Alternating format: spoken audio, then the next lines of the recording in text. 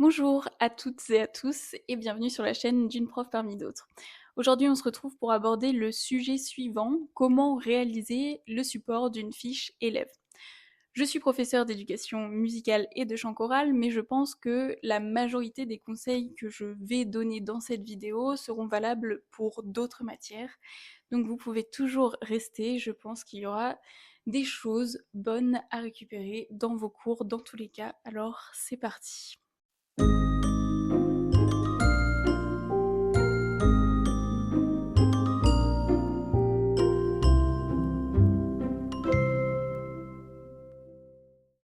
Alors, cette vidéo sera divisée en deux parties. Premièrement, je vais réaliser une partie sur la forme de mes fiches élèves, donc qui se concentrera vraiment sur l'apparence du support de la fiche. Et ensuite, une partie plutôt sur le fond. Alors néanmoins, il est important que je précise que je ne vais aucunement détailler précisément une des séquences que je réalise avec les élèves. L'objectif, c'est vraiment de se concentrer sur le support. Donc quand je parle de fond, c'est surtout parler des éléments que l'on retrouve tout le temps en fait dans les séquences, dans les fiches élèves, comme le vocabulaire, la problématique, la conclusion et ainsi de suite. Donc voilà. Dans la forme, le premier conseil que je pourrais vous donner, c'est déjà de s'attarder un peu sur la police d'écriture que vous utilisez. De manière générale, il est favorable d'utiliser la police comics sans MS ou alors la police intitulée 10 sur Word. Alors c'est une police qui n'est pas toujours automatiquement présente sur Word, donc il faut parfois passer par un téléchargement via internet, mais dans tous les cas vous pouvez l'obtenir. Et donc ce sont deux polices d'écriture qui sont favorables pour les élèves à besoins particuliers. Donc, c'est pas quelque chose d'immuable, ça ne fonctionne pas pour tous les élèves 10 ou qui ont d'autres troubles quelconques, mais dans tous les cas, ce sont des polices qui vous permettront de rendre votre cours lisible et accessible pour tous. Un des autres éléments qu'il ne faut pas oublier, c'est indiquer les numéros de page sur les fiches. Alors c'est quelque chose qui peut paraître totalement bête, mais moi par exemple au début j'oubliais d'indiquer les numéros de page et c'est un véritable gain de temps en fait de les indiquer. Vous arrivez, vous dites sortez telle page, c'est un gain de temps pour les élèves, c'est un gain de temps pour nous en tant que professeurs. Et c'est très important pour que les élèves arrivent à se repérer en fait dans le cours. Moi j'ai fait le choix de les noter en haut à droite des fiches élèves. Néanmoins, vous faites ce que vous voulez. Je ne sais pas réellement ce que préfèrent les élèves, mais en tout cas en haut à droite, ça fonctionne. Et aussi, chose importante sur ce point-là, c'est vraiment d'indiquer le mot page 1. Donc vraiment le mot page. Parce que parfois les élèves, notamment en sixième, quand on leur dit page 1 et qu'ils voient juste un chiffre 1, ça leur semble pas toujours clair. Enfin bon, quitte à le faire, autant le faire jusqu'au bout et donc indiquer juste le mot page. Le troisième conseil au niveau de la forme sur lequel je vais insister, ce sont les repères visuels. En fait, les repères visuels, j'entends par là des icônes, des petites images qui donnent aux élèves des repères. Donc par exemple, moi je vais utiliser des notes de musique lorsqu'il s'agit de la partie où on analyse une musique. Lorsqu'il s'agit d'une écoute sensible où les élèves doivent donner leurs émotions, pareil, j'utilise un icône différent que je vais vous montrer juste ici. J'ai des icônes un peu pour tout, les remarques, la conclusion et ainsi de suite. Et en utilisant ces mêmes icônes sur chacune de vos fiches élèves, les élèves en fait vont s'habituer. Vous allez avoir vos repères, ce sera aussi les repères des élèves, et donc la compréhension de la fiche sera beaucoup plus nette, beaucoup plus claire pour tout le monde. Ces repères aussi, ils sont toujours importants pour les élèves à besoins particuliers parce que pour les élèves qui ont du mal à lire de manière générale, et bien d'avoir des icônes, des images, ça permet en fait d'avoir un point d'appui et de pas se sentir totalement délaissé. Ensuite, le quatrième et dernier conseil sur la forme que je pourrais vous indiquer, c'est tout simplement de mettre des couleurs, des images sur vos fiches élèves. Alors bien sûr, je reconnais qu'on n'a pas tous accès à une photocopieuse couleur. Néanmoins, des images dans tous les cas, même si c'est en noir et blanc, ça permet d'animer le cours. Ça permet aux élèves aussi tout simplement de lire quelque chose qui est agréable et donc d'avoir envie de relire leur cours aussi par la suite chez eux.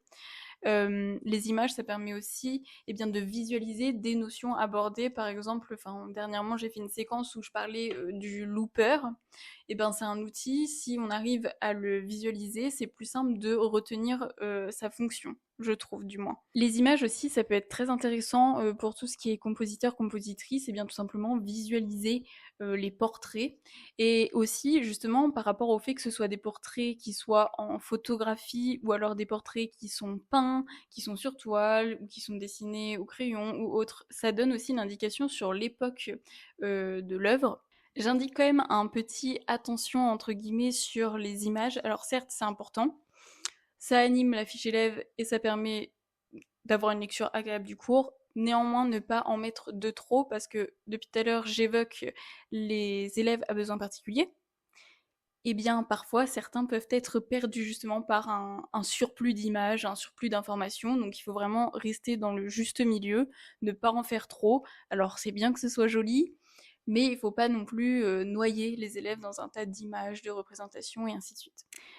J'en ai terminé avec la question de la forme, et donc maintenant on va passer au fond, la partie qui va être la plus riche.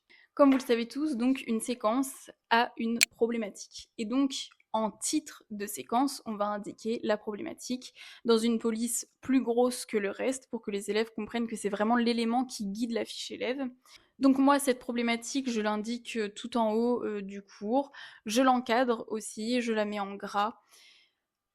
Et j'écris problématique en entier, je mets pas uniquement PB parce que sinon ça fait un peu problème. Enfin, moi je sais qu'en tout cas dans mes cours avant, quand j'étais élève, je mettais PB pour les problèmes de maths et je sais pas, problématique avec PB, je trouve que c'est un raccourci un peu trop rapide. Enfin, bon, vraiment, c'est un avis purement personnel, mais bon, bref, moi je mets problématique en toutes lettres et en majuscule pour que ce soit encore plus clair. Ensuite, l'autre élément qui est important, c'est donner accès aux ressources du cours. Alors, les ressources du cours, qu'est-ce que c'est? C'est, imaginons, vous avez, surtout en éducation musicale, c'est important, dans votre cours, vous faites référence à une vidéo, vous faites référence à une musique, eh bien, vous mettez un QR code qui donne accès à un digipad. Moi, je fonctionne vraiment avec la Digital. La Digital, c'est une application qui est rendue disponible en fait sur Internet. C'est plutôt même un site Internet qui est rendu disponible par le gouvernement, donc l'éducation nationale. Et donc, c'est très très utile. Je crée un digipad. En gros, un digipad, c'est similaire à un Padlet pour ceux qui n'ont pas de lettres, mais c'est gratuit. Donc voilà. Donc vous créez un digipad, vous avez sur ce digipad un lien vers un QR code et ce QR code il est partageable aux élèves. Alors bien sûr vous mettez à la fois le QR code mais aussi vous mettez le lien HTTPS parce que certains élèves ne vont pas avoir de moyens pour scanner le QR code ou alors ça va poser problème par rapport aux parents qui n'auront pas le matériel nécessaire. Bref, vous mettez les deux. Comme ça, au moins chez eux, soit ils scannent le QR code, soit ils tapent le lien sur l'ordinateur familial à disposition ou autre. L'autre conseil que je pourrais vous donner sur le fond, c'est de noter les axes de travail. Donc, tout simplement, faire des titres. Donc, par exemple, là, sur une séquence musique et émotion, premièrement, je parle de la musique, c'est quoi? Et ben, je mets grand 1, la musique, c'est quoi? Ensuite, là, par exemple, je lis en même temps. Grand 2, l'art, c'est quoi et ça sert à quoi? Bon, je vous montrerai ça en même temps de toute façon. Ce sont des éléments qui permettent une nouvelle fois de favoriser la structure du cours, de favoriser la compréhension des élèves et donc c'est très important. L'autre élément très très important, et là j'en ai compris vraiment l'intérêt au fil des cours que j'ai réalisés avec les élèves, c'est les boîtes de vocabulaire. Alors boîte de vocabulaire, on s'entend, mais pas n'importe lesquelles. Donc je réalise une boîte qui prend la forme d'un paragraphe, donc c'est vraiment un design qui est disponible sur Word, mais qui permet vraiment d'être distinguable au sein de la fiche élève. Cette boîte, je l'intitule «J'utilise le bon vocabulaire», bon, vous l'intitulez comme vous voulez, mais j'insiste sur le fait que cette boîte, elle est présentée avec des phrases en son intérieur, donc en effet on a la boîte «J'utilise le vocabulaire», et ensuite les phrases qui correspondent aux définitions.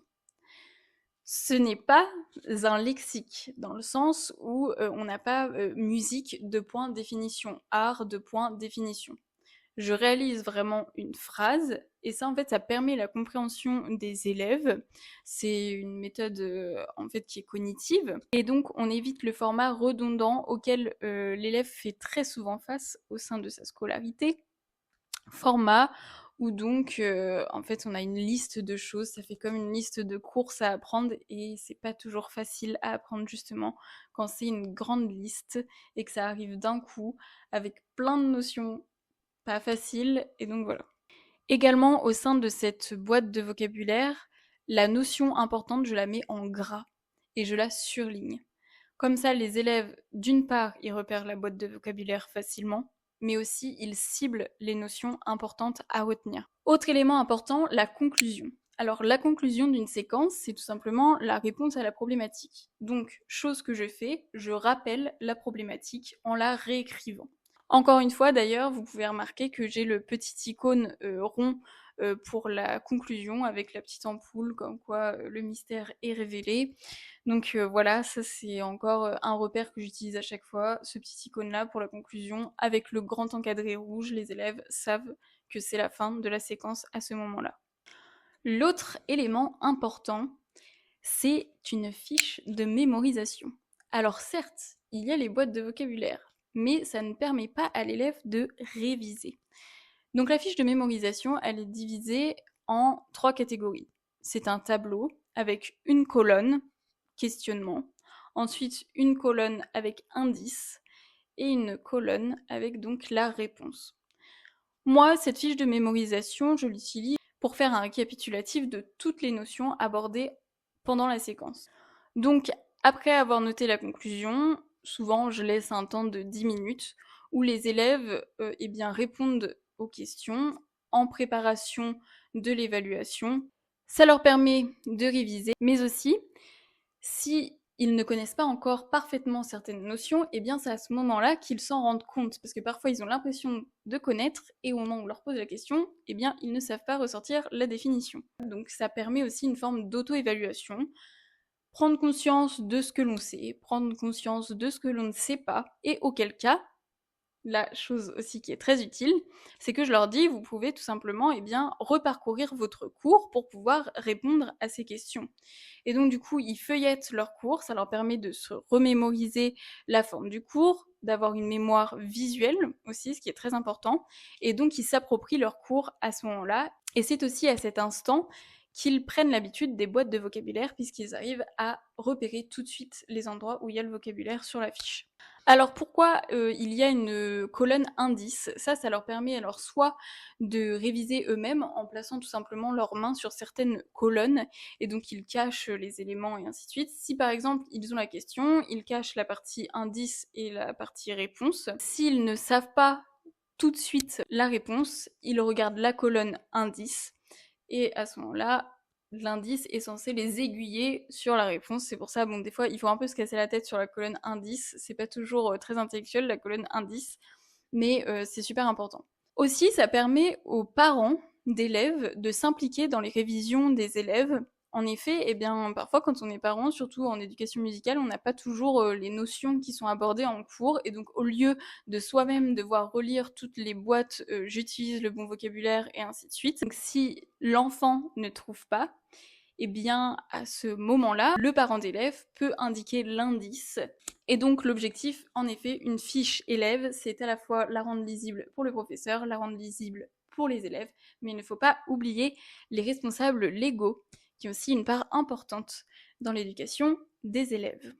Ensuite, eh bien, on a parlé des éléments au sein d'une fiche de cours. Eh bien sûr, il y a les compétences. Les compétences, c'est très très important. Alors, je vais vous indiquer ma méthode, qui n'est pas forcément la méthode à adopter, mais en tout cas, moi, ce que je fais, c'est que je mets les compétences à la toute fin de la fiche de la séquence. En fait, ce que je fais, c'est qu'à chaque début de séquence, je donne directement toutes les fiches élèves aux élèves. Donc, ils ont la séquence de A à Z. J'accorde le temps aux élèves dès le début de la séquence de ranger leurs fiches pochette plastique par pochette plastique. Ça prend pas mal de temps, surtout quand les élèves sont en sixième, le temps justement de repérer les numéros de page. D'ailleurs, numéro de page, toujours très important à ce moment-là, parce que lorsqu'ils rangent leurs petites feuilles, eh bien, il faut bien savoir dans quel ordre il faut les ranger. Donc, numéro de page oblige. Et en fait, au fil des séances, on a donc ces compétences qui sont tout au fond de la séquence. C'est pas si grave, puisque une fois que leurs fiches sont rangées, au cours des séances, j'indique, eh bien, aujourd'hui, on va travailler telle compétence. Et donc, je leur dis, vous tournez les pages, vous regardez page 8, imaginons, vous avez votre tableau et donc on va travailler cette compétence. On lit la compétence ensemble pour qu'ils en aient conscience, qu'ils sachent que c'est cela qu'ils travaillent et surtout qu'ils sachent que c'est aussi cela qui sera évalué ensuite à la fin de la séquence. Donc, ces compétences, je les range en 4 catégories, 4 niveaux d'acquisition. Premièrement, donc le niveau débutant, ensuite apprenti, puis confirmé, et enfin expert. Alors, les noms que je donne à ces cases sont débattables en fait. Avant, j'utilisais des mots assez péjoratifs, c'est pour ça que j'ai évolué vers ces termes-là, puisqu'au début j'utilisais les niveaux insuffisants, assez bien, bien, très bien. Et en fait, insuffisant, c'est un peu violent, en fait, parfois pour les élèves débutants. Au moins, ça donne la chance de s'améliorer, tout simplement. Donc, pour l'instant, je suis sur les notions débutant, apprenti, confirmé et expert. N'hésitez pas d'ailleurs si vous avez des notions, vous, qui sont pas mal à utiliser. Je suis preneuse parce que je suis pas encore sûre de expert. J'ai peur que expert, ça fasse vraiment... Enfin, j'ai peur que l'élève, en fait, qui ait acquis la compétence expert, se sente peut-être au-dessus des autres. Donc n'hésitez pas, tout conseil est bon à prendre. J'ai pas encore résolu totalement cette partie. J'ai pas encore toutes les clés en main, donc je commence dans le métier. Donc c'est vrai qu'à ce moment-là, pourquoi pas échanger. De toute façon, c'est l'objectif aussi de cette chaîne. La vidéo touche donc à sa fin. Je vous remercie de l'avoir regardée jusqu'au bout. N'hésitez pas à me dire si vous avez des questions, posez-les en commentaire. Également, si vous avez des conseils à me donner sur mes séquences ou autres, vous pouvez toujours les donner. Au contraire, je n'ai pas du tout réponse à tout, donc allez-y, vraiment, je prends à bras ouverts les conseils. Je vous dis aussi à bientôt. En tout cas, j'espère. N'hésitez pas à vous abonner puisque la prochaine vidéo traitera de la rentrée scolaire. En effet, comme vous le savez, on approche fin août et qui dit fin août dit rentrée des classes. Et donc, la vidéo traitera de comment préparer sa rentrée des classes. Je vous remercie encore d'avoir regardé et puis à bientôt, j'espère.